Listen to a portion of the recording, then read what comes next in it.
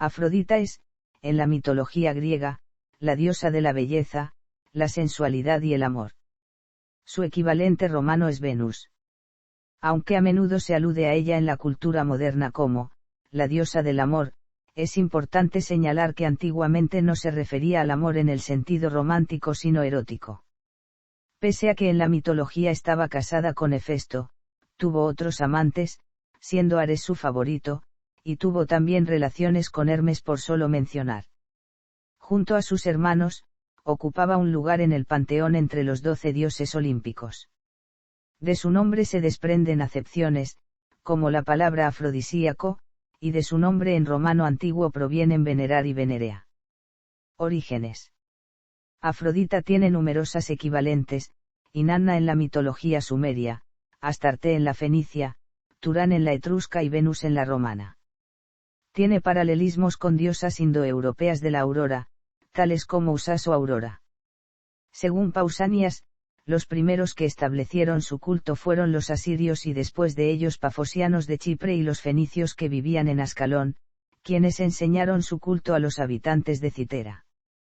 El nombre era relacionado por etimología popular con apros, espuma, interpretándose como surgida de la espuma y personificándola en un mito etiológico que ya era conocido para Hesíodo. Tiene reflejos en el mesapio y el etrusco, que probablemente fueron tomados prestados del griego. Aunque Heródoto estaba al tanto de los orígenes fenicios de Afrodita, los intentos lingüísticos por derivar el nombre, Afrodita, del semítico Atoret, mediante transmisión hitita sin documentar, siguen sin ser concluyentes. Una sugerencia de Ammarström, rechazada por Hjalmar Frisk, relaciona el nombre con, un préstamo griego de un cognado del etrusco pruni, señor o similar. Mallory y Adams ofrecen una etimología del indoeuropeo abjour, muy idei, brillar. Si procede del semítico, un etimo plausible sería el del bartuasirio, un demonio femenino hallado en textos babilónicos medios y tardíos. El nombre puede significar, la que al anochecer, una manifestación del planeta Venus como estrella vespertina, un atributo bien conocido de la diosa mesopotámica Inanna / Istar. Culto. El epíteto Afrodita Acidalia fue ocasionalmente añadido a su nombre, por la fuente que usaba para bañarse, situada en Beocia. También era llamada Cipris o Cipria y Citerea por sus presuntos lugares de nacimiento en Chipre y Citera, respectivamente. La isla de Citera era un importante centro de su culto. Estaba asociada con Hesperia y era frecuentemente acompañada por las Cárites, las diosas de las festividades. Afrodita tenía sus propios festivales, las Afrodisias, que se celebraban por toda Grecia, pero particularmente en Atenas y en Corinto. En el templo de Afrodita ubicado en la cima del Acrocorinto las relaciones sexuales con sus sacerdotisas eran consideradas un método de adoración a la diosa. Este templo no fue reconstruido cuando la ciudad se refundó bajo dominio romano en 44 AC, pero es probable que los rituales de fertilidad perdurasen en la ciudad, cerca del ágora. Afrodita estaba asociada con el mar, y con frecuencia era representada con él y con los delfines, las palomas, los cisnes, las almejas, las veneras, las perlas, y árboles como el granado, el manzano, el mirto y las rosas. Culto en la actualidad. Afrodita es una de las deidades adoradas en el actual culto dodecateísta. Las ofrendas comunes que se le ofrecen a la diosa son granadas, manzanas y limas. Uno de los rituales modernos más sencillos y que forman parte de una tradición popular, consiste en nadar en torno a la roca Petra Toi Romeo en Chipre entre Limasol y Pafos, lugar donde Afrodita nació. Este ritual le aseguraría a la persona que lo realiza una eterna belleza o al menos ser afortunado en el amor. Prostitución ritual. Un aspecto universal del culto de Afrodita y sus predecesoras que muchos mitógrafos de los siglos XIX y XX han omitido es la práctica de la prostitución religiosa en sus santuarios y templos. El eufemismo griego para estas prostitutas es hieródula, sierva sagrada. Esta costumbre fue una práctica inherente a los rituales dedicados a las antecesoras de Oriente Medio de Afrodita, la sumeria Inanna y la aqueidia Istar, cuyas meretrices de los templos eran mujeres de Istar, Histarium. Esta práctica ha sido documentada en Babilonia, Siria y Palestina, en ciudades fenicias y en la colonia tiria de Cartago, y para la Afrodita helénica en Chipre, el centro de su culto, Citera, Corinto y Sicilia. Afrodita es en todas partes la patrona de las heteras y cortesanas. En Jonia, en la costa de Asia Menor, las hieródulas servían en el templo de Artemisa. Período romano tardío. Durante el período romano, el culto de Afrodita se extendió sobre todo en Oriente, apareciendo allí como una forma helenizada de Isis, Hazar o Astarte. En las listas que aparecen en los contratos matrimoniales, a partir del siglo I, se registran a veces estatuillas de bronce o, más raramente de plata, que no se incluían en la dote y permanecían en propiedad de la mujer tras el matrimonio. En el lararium de las casas se encuentran a veces imágenes de la diosa siguiendo los modelos griegos, pero producidas por talleres locales y a los que se pueden añadir otros atributos, como es propio del sincretismo helenístico. Afrodita Iureinia y Afrodita Pandemos. A finales del siglo V AC, los filósofos habrían separado Afrodita en dos diosas diferentes, pero indistintas en el culto, Afrodita Iureinia, nacida de la espuma después de que Crono castrase a Urano, y Afrodita Pandemos, la Afrodita común de todo el pueblo, nacida de Zeus y Diouni. Entre los neoplatónicos y finalmente sus intérpretes cristianos, Afrodita Iureinia figura como la Afrodita celestial, representando el amor del cuerpo y el alma, mientras Afrodita Pandemos estaba asociada con el mero amor físico. La representación de Afrodita Iureinia, con un pie descansando sobre una tortuga, fue interpretada más tarde como emblemática de la discreción del amor conyugal. La imagen se atribuye a Fidias, en una escultura criselefantina hecha para Elis, de la que solo tenemos un comentario pasajero de Pausanias. Por esto, según Platón, Afrodita es dos diosas, una vieja y la otra joven. La mayor, Iureinia, es la hija de Urano, la menor se llama Pandemos, y es la hija de Zeus y Diouni. Pandemos es la Afrodita común. El discurso de Pausanias distingue dos manifestaciones de Afrodita, representadas por dos historias, Afrodita Iureinia y Afrodita Pandemos. Nacimiento. En el caso de la primera historia, el nacimiento ocurre en el momento que Cronos corta los genitales de su padre Urano y los lanza al mar, de donde surge Afrodita. De ahí que se le conozca como la diosa nacida de las olas o nacida del semen de Dios. La surgida de la espuma Afrodita nació del mar, cerca de Pafos después de que Crono cortase los genitales a Urano con una hoz y los arrojase tras él al mar.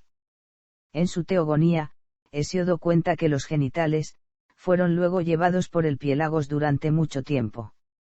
A su alrededor surgía del miembro inmortal una blanca espuma y en medio de ella nació una doncella, ya adulta. Este mito de Venus nacida adulta, Venus Anadiómena, fue una de las representaciones icónicas de Afrodita, famosa por la admiradísima pintura de Apeles, hoy perdida, pero descrita por Plinio el Viejo en su Naturalis Historia. Por esto, Afrodita es de una generación anterior a la de Zeus. Homero, no obstante, cuenta en el libro V de la Ilíada otra versión sobre su origen, según la cual sería hija de Zeus y Diouni, quien era la diosa Eurakialar original en Dadouna. Según Homero, Afrodita, aventurándose en batalla para proteger a su hijo Eneas, es herida por Diomedes y vuelve con su madre, postrándose de rodillas para ser reconfortada. Diouni, parece ser equivalente a Gea, la madre tierra, a quien Homero trasladó al Olimpo y alude a un hipotético panteón protoindoeuropeo original, con dios jefe representado por el cielo y el rayo y la diosa jefa representada como la tierra o el suelo fértil. La propia Afrodita fue llamada a veces, Diouni.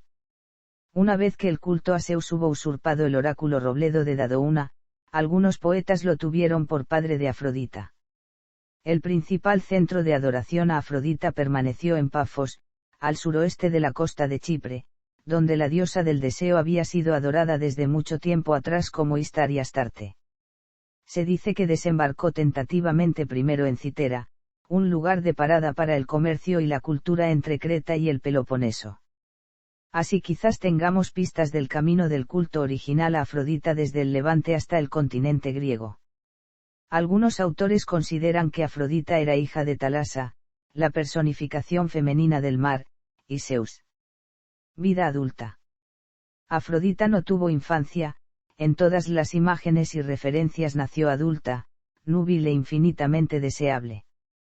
En muchos de los mitos menores tardíos en los que participa se la presenta vanidosa, caprichosa, malhumorada y susceptible. Aunque casada en el panteón griego, le es infiel a su marido, algo común en el Olimpo. Hefesto es una de las deidades helénicas más ecuánimes. En el relato recogido en la Odisea, Afrodita parece preferir a Ares, el voluble dios de la guerra. Es uno de los pocos personajes que desempeñó un papel importante en la causa original de la propia guerra de Troya. No solo ofreció a Helena de Esparta a París, sino que el rapto se llevó a cabo cuando éste, al ver a Helena por primera vez, se vio abrumado por el deseo de poseerla, lo que corresponde a la esfera de Afrodita. Matrimonio con Hefesto. Debido a su inmensa belleza, Zeus temía que Afrodita fuera la causa de violencia entre los otros dioses. Por ello la casó con Hefesto, el severo, cojo y malhumorado dios del fuego y la fragua. Otra versión de esta historia cuenta que Hera, la madre de Hefesto, lo arrojó del Olimpo al considerarlo feo y deforme. Este obtuvo su venganza atrapándola en un trono mágico y exigiendo a cambio de su liberación la mano de Afrodita.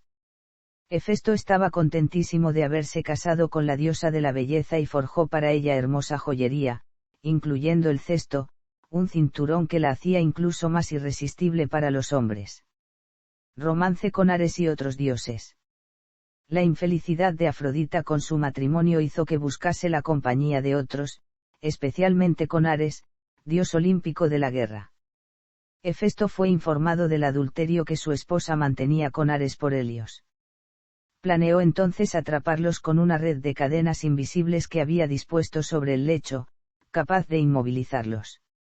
Ares sabía que Hefesto retornaría al hogar al salir el sol, así es que prevenidamente dispuso de su secuaz favorito, Alectrión, para que le avisara. Pero Alectrión se quedó dormido. Efectivamente, el sol salió, y las redes cayeron sobre Ares y Afrodita, en plena ocasión, y quedaron inmóviles. Hefesto enfurecido llamó a todos los demás dioses olímpicos para burlarse de ellos, y contrariamente las burlas cayeron sobre Hefesto. Algunos dioses adoraron la belleza de Afrodita, otros comentaron que con gusto tomarían el lugar de Ares. Hefesto no los liberó hasta que Poseidón le prometiera que Ares pagara desagravios, pero ambos escaparon tan pronto como levantó la red y no mantuvieron su promesa. Ares convirtió a Alectrión en gallo, para que siempre avisara la salida del sol. Nerites, un dios hijo de Nereo y Doris. En una de las versiones, incluso antes de su ascensión al mar al Olimpo, se enamoró de Nerites. Cuando llegó el momento de unirse a los dioses olímpicos, quería que Nerites fuera con ella, pero se negó y prefirió quedarse con su familia en el mar. Incluso el hecho de que Afrodita le prometiera un par de alas no lo hizo cambiar de opinión. La diosa, sintiéndose despreciada, lo transformó en un marisco y le dio las alas a su hijo Eros. Hermafrodito era hijo de Afrodita y de Hermes, en honor de los cuales recibió el nombre, una mezcla de sus padres. Pero al sentirse culpable de adulterio, se separó de su hijo y lo dejó en el monte Elda al cuidado de las ninfas del monte, por quienes fue criado. Con Dioniso tuvo a Príapo. Se dice que ésta había cedido a los brazos de Dioniso, pero durante la expedición de este en la India le fue infiel y vivió con Adonis. A la vuelta de Dioniso, Afrodita volvió a su lado, pero pronto le abandonó de nuevo y marchó a Lampsaco para dar a luz al hijo del dios. Era decepcionada por la lascivia de Afrodita, la tocó y su poder mágico hizo que alumbrase un hijo extremadamente feo y con unos genitales inusualmente grandes. Afrodita y Psique. Afrodita aparece como un personaje secundario en la historia de Eros y Psique, que aparecía al principio como una digresión narrada en la novela de Apuleyo, El asno de oro, escrita en el siglo II a.C. En ella Afrodita estaba celosa de la belleza de una mujer mortal llamada Psique, sus templos comenzaron a vaciarse, la población entera comenzó a adorar a esta nueva y bella mujer. Pidió a su hijo Eros, que usara sus flechas doradas para hacer que Psique se enamorase del hombre más feo del mundo. Eros accedió, pero terminó enamorándose él mismo de Psique, al pincharse con una flecha dorada por accidente. Mientras tanto, los padres de Psique estaban preocupados porque su hija siguiera soltera. Consultaron un oráculo que les dijo que ella no estaba destinada a ningún amante mortal, sino a una criatura que vivía en la cima de cierta montaña, a quien incluso los dioses temían. Eros había preparado al oráculo para que dijera esto. Psique se resignó a su destino y subió a la cumbre de la montaña, pidiéndole a los ciudadanos que la seguían que la dejaran y le permitiesen afrontar sola su destino. Allí Céfiro, el viento del oeste, la bajó flotando suavemente hasta una cueva. Psique entró y se sorprendió de hallarla llena de joyas y adornos. Eros la visitaba cada noche en la cueva y hacían el amor apasionadamente. Le pidió solo que no encendiese jamás ninguna lámpara porque no quería que Psique supiera quién era. Sus dos hermanas, celosas, la convencieron de que su marido era un monstruo y que debía clavarle una daga. Así que una noche encendió una lámpara, pero reconoció a Eros al instante y dejó caer su daga. Una gota de aceite caliente cayó sobre el hombro de Eros, lo despertó y huyó, diciendo, el amor no puede vivir donde no hay confianza. Cuando Psique contó a sus celosas hermanas mayores, éstas se regocijaron secretamente y cada una de ellas fueron por separado a la cima de la montaña e hicieron como Psique les había dicho para entrar en la cueva, esperando que Eros las preferiría a ellas. Eros seguía con el corazón roto y no las aceptó, por lo que murieron al caer hasta la base de la montaña. Psique buscó a su amante por buena parte de Grecia, tropezando finalmente con un templo a Deméter, donde el suelo estaba cubierto de montones de grano mezclado. Empezó a ordenar el grano en montones ordenados y, cuando hubo terminado, Deméter le habló, diciéndole que la mejor forma de encontrar a Eros era buscar a su madre, Afrodita, y ganarse su bendición. Psique encontró un templo a Afrodita y entró en él.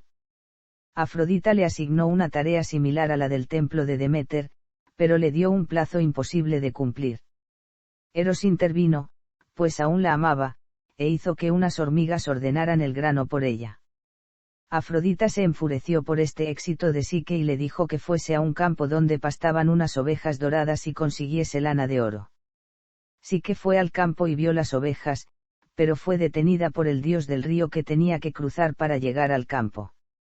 Este le dijo que las ovejas eran malas y crueles y podían matarla, pero que si esperaba hasta mediodía, las ovejas irían a buscar la sombra en el otro lado del campo y se dormirían, y que entonces podría recoger la lana que quedaba enganchada en las ramas y la corteza de los árboles. Psique así lo hizo y Afrodita se enfureció todavía más al ver que había sobrevivido y superado su prueba.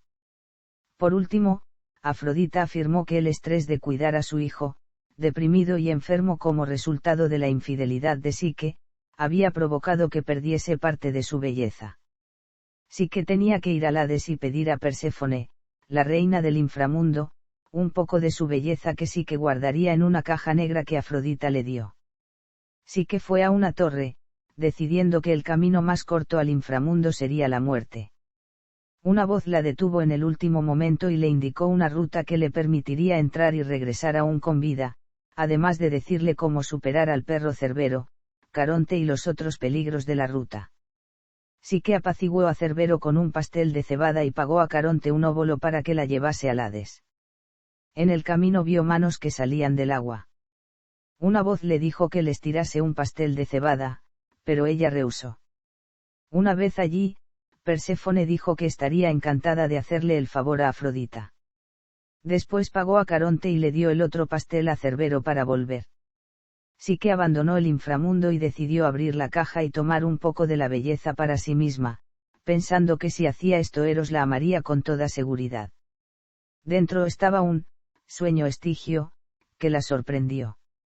Eros, que la había perdonado, voló hasta su cuerpo y limpió el sueño de sus ojos, suplicando entonces a Zeus y Afrodita su permiso para casarse con Psique.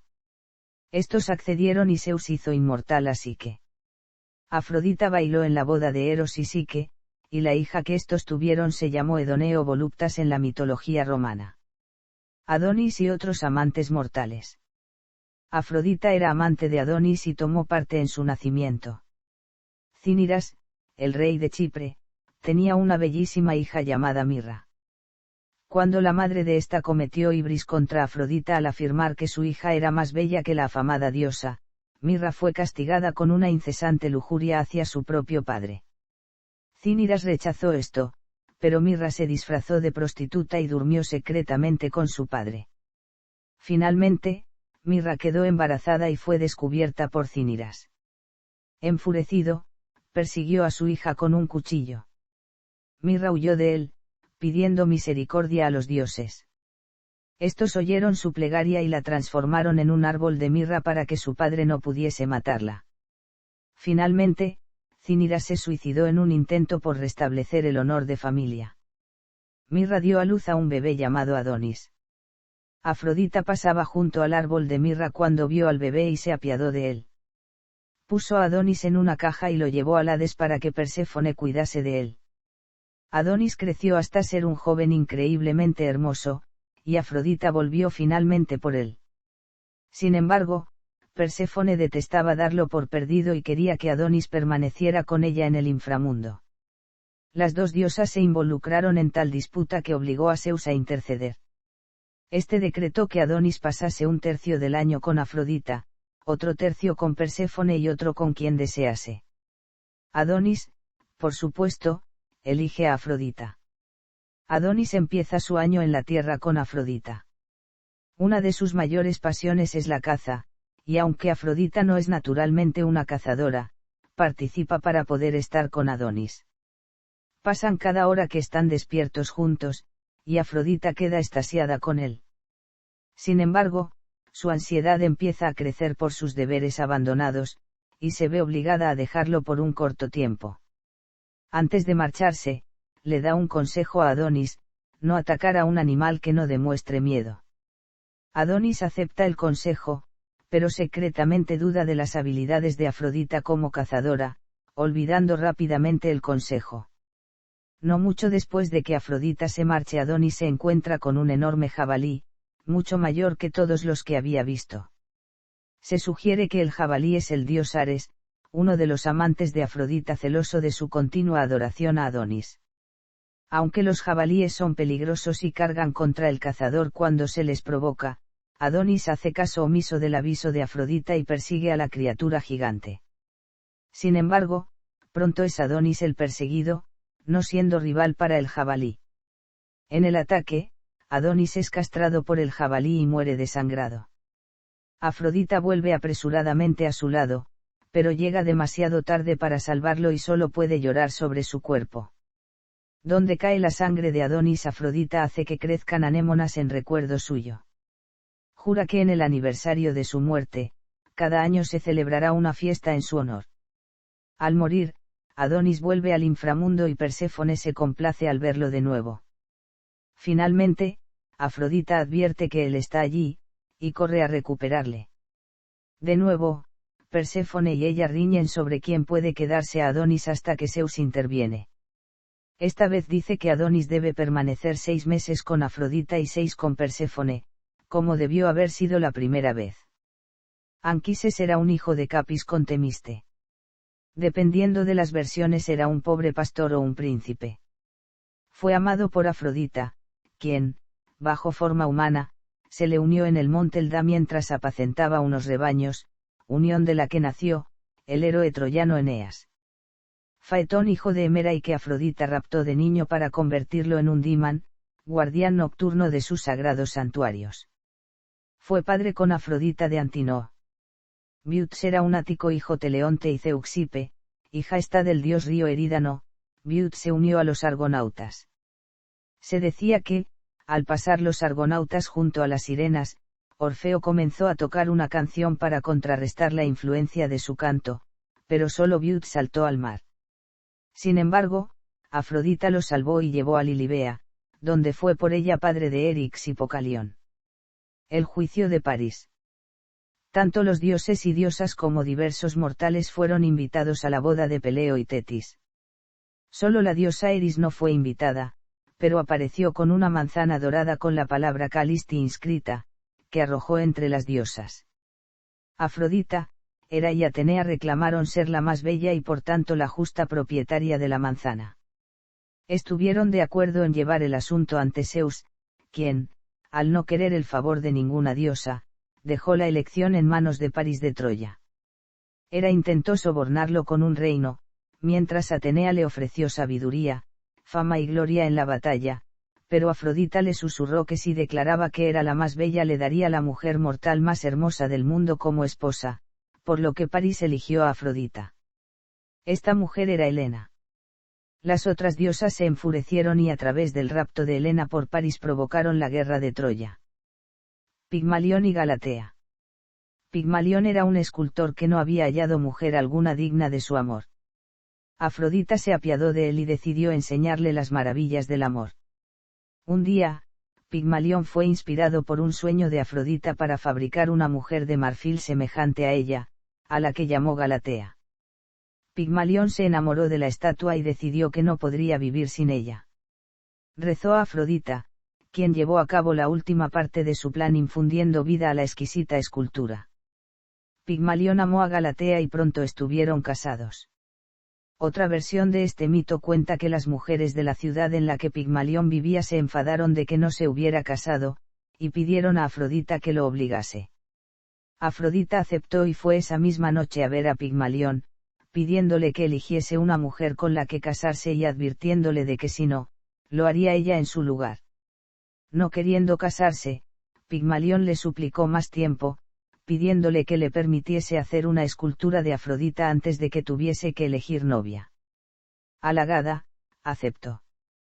Pigmalión empleó mucho tiempo haciendo pequeñas esculturas de arcilla de la diosa, afirmando que era necesario para poder elegir la pose adecuada. Cuando comenzó a hacer la escultura real, quedó sorprendido al descubrir que quería terminarla, incluso sabiendo que tendría que casarse con alguien al hacerlo. La razón de esto era que se había enamorado de la escultura. Cuanto más trabajaba en ella, más la cambiaba, hasta que no se pareció a Afrodita en nada.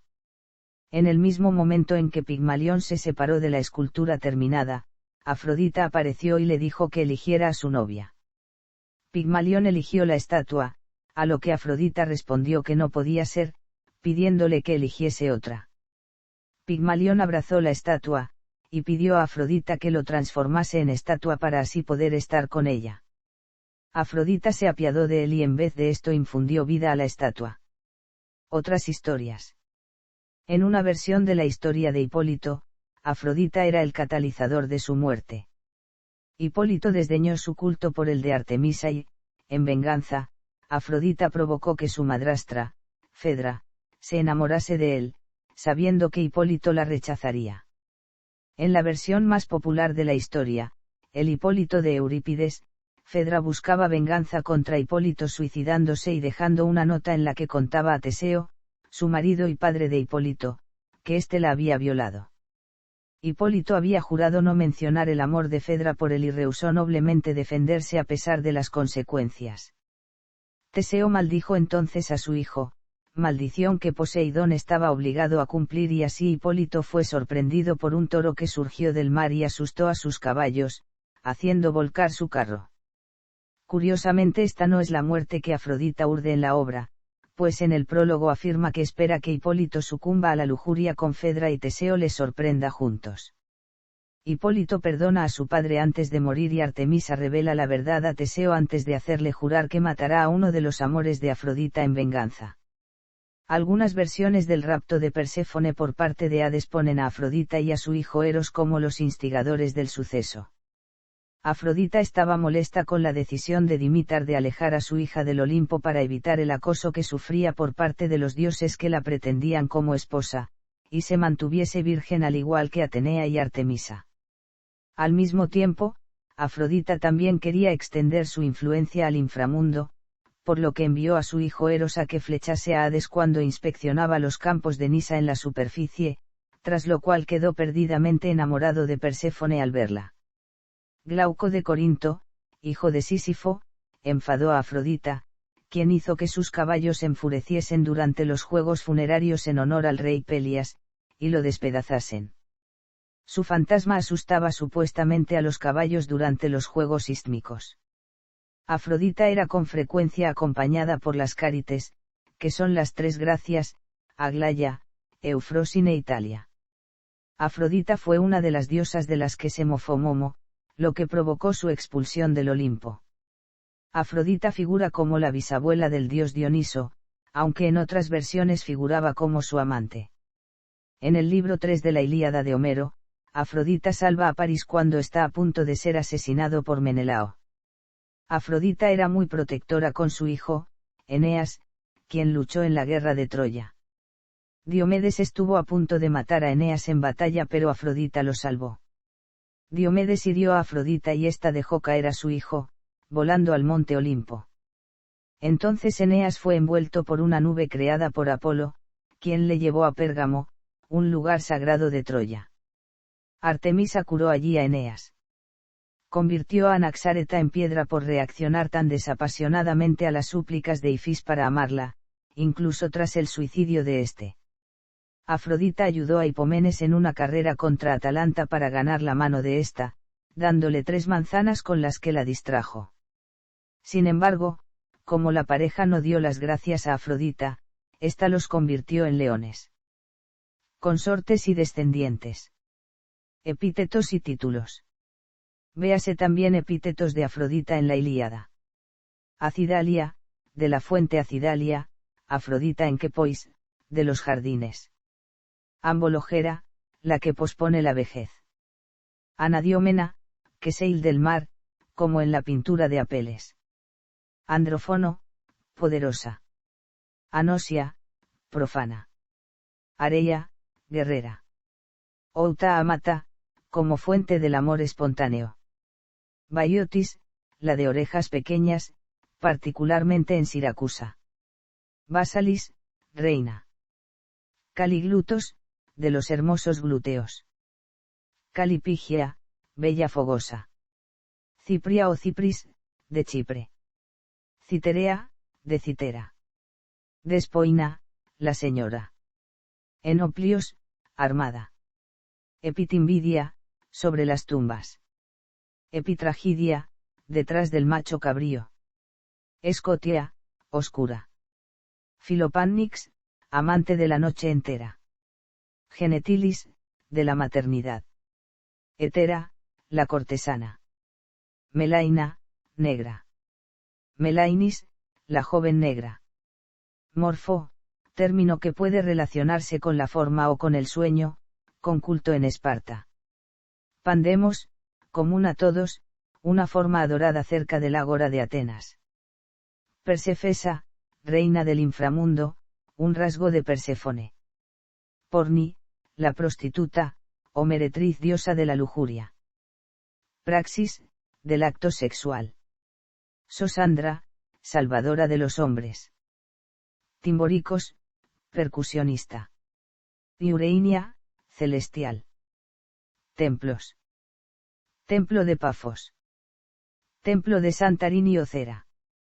Templo de Cnido, para el que se hizo la Afrodita de Cnido de Praxíteles. Templo de Afrodita o Venus en la Villa Adriana de Tívoli, en forma tolos, que reproducía el de Cnido. Templo de Amatunte. Templo de Rodas. Templo de Afrodisias. Templos de Afrodita en Corinto. Corinto era conocido como la ciudad de Afrodita.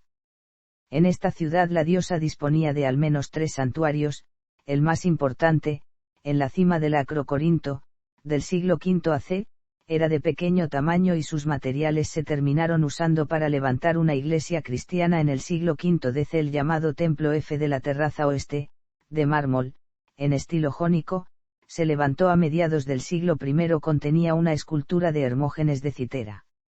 El tercero, en el Craneion, estaba cerca del cementerio y de un bosque de cipreses, dedicado a Afrodita Melainis. Otros 2 templos de Afrodita se levantaron en los puertos, Lequeo y Cencreas. Con su imagen se acuñaron más tipos de monedas que con las de ninguna otra divinidad, excepto Poseidón. Las fuentes cristianas recogen que a la llegada de San Pablo había en Corinto 1 millar de prostitutas sagradas de Afrodita.